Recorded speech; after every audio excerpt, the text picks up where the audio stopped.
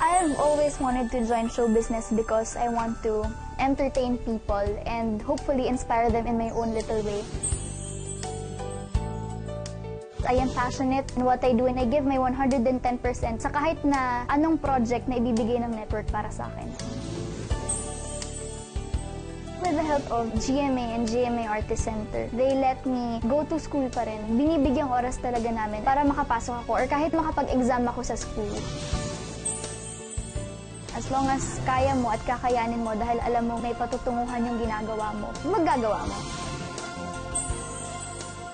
Maraming nabago. Pero hanggang ngayon, nababago siya. Sa simple trend list, iba pang social networking sites, alam mong binibigyan kanila ng oras. Kaya naman, I am looking forward na gawin ang mga project na alam kong makakapagpasaya sa kanila. Ako po si Bea Binene, proud to be a homegrown Kapuso.